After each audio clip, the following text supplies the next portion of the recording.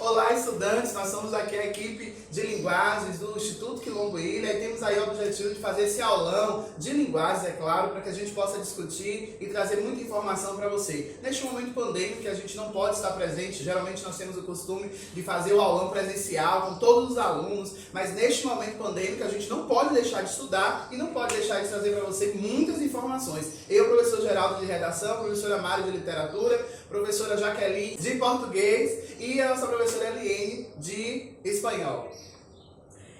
Teremos dicas de literatura, resolução de questões e estudos dos principais autores que aparecem na prova do Enem. Dicas de gramáticas, também com resoluções de questões. E também falaremos sobre a língua estrangeira. Venha conosco!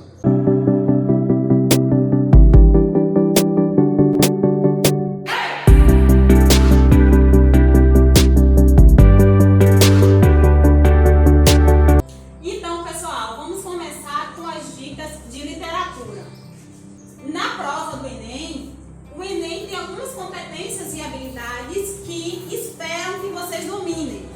Então, eu vou mostrar para vocês algumas dessas competências que vocês precisam dominar para responder bem à prova de linguagens. Não só de literatura, mas toda a prova de linguagens.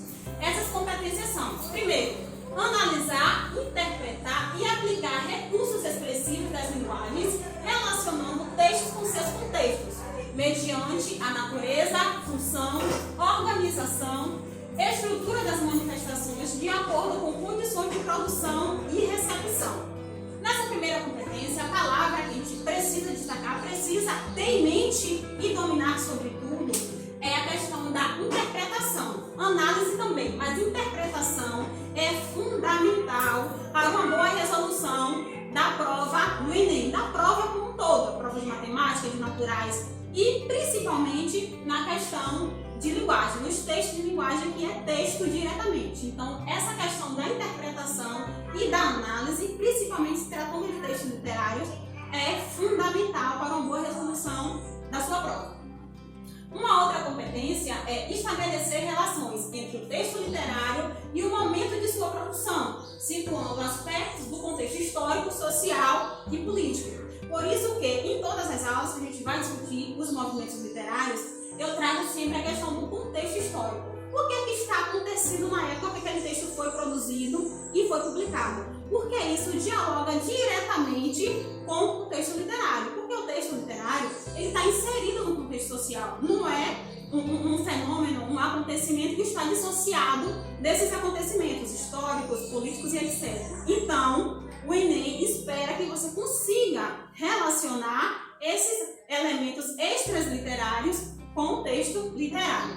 Uma outra competência é relacionar informações sobre consequências artísticas e procedimento de construção do texto literário. Aqui a gente vai para aspectos mais técnicos de produção, porque você precisa entender aquele contexto de produção, o modo mesmo de produzir o texto literário. Isso também pode ser cobrado. Não é tão frequente, mas pode aparecer sim na prova.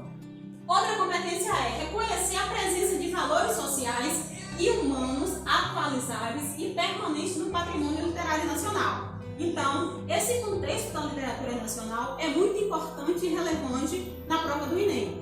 Tem textos de vários autores de diversos países, porém, a questão da literatura nacional é muito forte, muito presente na prova do Enem. Então, preste atenção nisso, veja os autores, o momento de produção, que vocês vão ter êxito na prova de linguagens. E aqui, eu trouxe alguns autores que mais aparecem na prova do Enem. Eu estou dizendo que necessariamente todo mundo vai aparecer? Não. São autores que aparecem com muita frequência. O análise de prova de 2012 para cá, que eu analiso mais porque são provas mais recentes, esses autores aparecem com muita frequência. Em quase todos os anos, Machado de Assis aparece. Então você precisa entender, Machado de Assis está inserido em qual período literário, qual período que ele faz parte, quais as ideologias que ele defende e aborda. Por quê? Quando aparece Machado de Assis, não é o escritor dissociado da realidade, da vida do contexto de produção. Tudo isso está inserido. Então, Carlos Drummond de Andrade, qual contexto que Drummond fazia parte? No você precisa ver, entender todo o contexto, as maneiras ideológicas que Drummond defendia para você trazer na prova. Clarice Lispector, pela mesma forma. Oswald de Andrade, também. Guimarães Rosa, Graciliano Ramos e Cecília. Por que esses autores aqui têm em comum? Além, obviamente, de serem autores que caem com muita frequência na prova, a maioria deles fazem parte do mesmo movimento literário, que é o quê? Carlos Drummond de Andrade, Clarice, Oswald, Guimarães, Cecília, Graciliano Ramos, um pouco também já vem fazendo parte dessa corrente, que é o quê? O movimento modernista. Principalmente Carlos Drummond de Andrade, Oswald de Andrade, né, que os irmãos Andrade que encabeçava esse movimento modernista no Brasil. E Guimarães Rosa. Clarice está aí com um pezinho no movimento que é chamado de pós-modernismo ou contemporâneo, mas também faz parte aí desse modo de pensar, de organizar a literatura. Agora vamos colocar em prática, né, como é que esse texto literário acontece na prova do Enem, porque não adianta você ter todo o conhecimento teórico e não saber como essa teoria aparece na prova. Vamos lá, essa é uma questão do Enem 2019, peguei recente para a gente estar sempre atualizado. Canção. No desequilíbrio dos mares, as proas giram sozinhas. Numa das naves que afundaram, é que certamente tu vinhas. Eu te esperei todos os séculos, sem desespero e sem desgosto, e morri de infinitas mortes, guardando sempre o mesmo gosto. Quando as ondas te carregam, meus olhos, entre águas e areias, cegaram como os das estátuas, e tudo quando existe areias. Minhas mãos pararam sobre o ar, e emudeceram junto ao vento, e perderam a cor que tinham, e a lembrança do movimento. E o sorriso que te levava, desprendeu-se e caiu de mim. E só talvez ele ainda viva, dentro dessas águas sem fim. Cecília Meirelles está no livro Obras Completas do Rio de Janeiro, publicado em 2001. Na composição do poema, o tom elegíaco e solene manifesta uma concepção de lirismo fundada na... Gente, outra coisa importantíssima para você responder uma questão do Enem. Foque muito no enunciado. O que a questão está pedindo? Porque não adianta você ler o texto, fazer 1000 interpretações e quando você for para o enunciado da questão, você não conseguir compreender o que está sendo pedido. Então, foque bastante aqui, na composição do poema, o tom elegíaco e solene manifesta uma concepção de lirismo fundada na contradição entre a vontade da espera pelo ser amado e o desejo de fuga. Há um desejo de fuga aí. Alternativa B. Associação de imagens díspares, indicativa de esperança no amor futuro. Há uma esperança nesse poema, uma esperança de um amor futuro, ou já há um desespero ali, uma desilusão? Alternativa C. Expressão do desencanto diante da impossibilidade da realização amorosa. Alternativa D. Recusa a aceitação da impermanência do sentimento pela pessoa amada. Ou alternativa E. Consciência da inutilidade do amor em relação à inevitabilidade da morte. Então, a gente tem todas essas opções, você vai analisar com calma cada uma delas antes de fazer a sua escolha. Então, a alternativa correta é a alternativa C. Volte aí para a gente analisar aqui. É o que? A expressão do desencanto diante da impossibilidade da realização amorosa. Pode o poema para mim? Aqui, No desequilíbrio dos mares, as proas giram sozinha. Numa das naves que afundaram, é que certamente tu vinha. Se a nave afundou, não há mais esperança desse amor. É quase impossível de que esse ser amado, essa pessoa amada, sobreviva diante do naufrágio dessa embarcação. Então é o que? Uma desilusão diante da esperança, da expectativa dessa pessoa amada. Mais uma questão. Também do ano passado, eu peguei mais recente para a gente ter um clima de fato, ter a ideia de como é o Enem nos últimos tempos. A nossa emotividade literária só se interessa pelos populares do sertão, unicamente porque são pitorescas e talvez não se possa verificar a verdade de suas criações. No mais, é uma continuação do exame de português, uma retórica mais difícil a se desenvolver por este tema sempre o mesmo. Dona Dulce, moça de Botafogo, em Petrópolis, que se casa com o doutor Frederico. O comendador, seu pai, não quer porque o tal doutor Frederico, apesar de doutor, não tem emprego. Dulce vai à superiora do colégio de irmãs.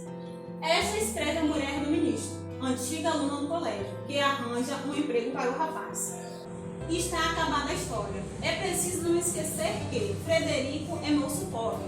Isto é, o pai tem dinheiro, fazenda ou engenho, mas não pode dar uma mesada grande. Lima Barreto, vida e morte de MJ Gonzaga de Sá. A gente precisa entender que Lima Barreto foi um escritor que estava inserido aí bem no momento inicial do movimento realista. Lima Barreto é um dos precursores do movimento realista, por mais que dentro do cenário literário esse valor não seja atribuído de forma explícita. Lima Barreto acabou ficando na margem do cânone literário, porém ele é um dos principais escritores para começar esse movimento realista no Brasil. Então vamos lá na alternativa.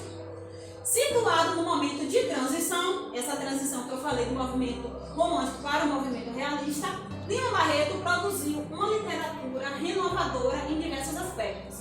No fragmento, esse fragmento que a gente acabou de ler, esse viés se fundamenta na releitura da importância do regionalismo, ironia ao folhetim da tradição romântica, desconstrução da formalidade parnasiana, quebra da padronização do gênero narrativo ou rejeição à classificação dos estilos de época, tendo em vista sempre o quê? O movimento que Lima Barreto estava inserido, que eu acabei de falar. Então, já dou dica e já fica fácil.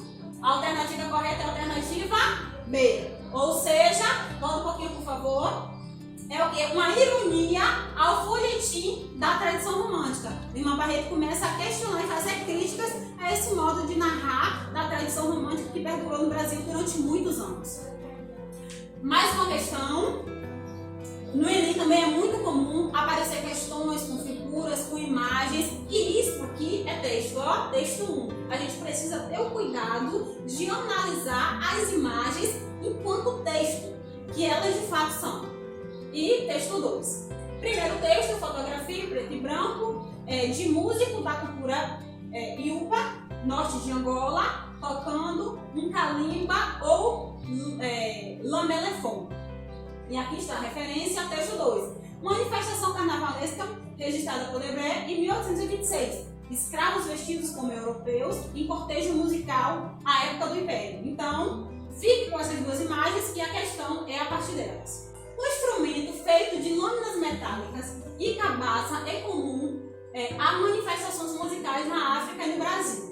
Nos textos, apesar de figurarem em contextos geográficos separados pelo Oceano Atlântico e terem cerca de um século de distanciamento temporal, a semelhança do instrumento demonstra essa semelhança entre esses dois instrumentos, nesses dois contextos completamente diferentes, demonstra o quê? Vinculação desses instrumentos com a cultura dos negros escravizados, influência da cultura africana na construção da musicalidade brasileira, condição de colônia europeia comum ao Brasil e grande parte da África, escassez de variedade de instrumentos musicais relacionados à cultura africana ou importância de registros artísticos na difusão e manutenção de uma tradição musical. Qual dessa relação desses dois instrumentos direciona, né, para essas alternativas? Alternativa verdadeira, alternativa B, ou seja, a influência da cultura africana na construção da musicalidade brasileira. Como a gente sabe, para além de uma série de gêneros musicais que existem no Brasil, está ligado diretamente com a cultura africana, as culturas, né, do continente africano. Então, esse instrumento é mais um desses elementos que converge, né, que tem essa influência da cultura africana na musicalidade do Brasil. Agora, eu gostaria de convidar o professor Geraldo de redação para continuar com as dicas com vocês. Venha, professor!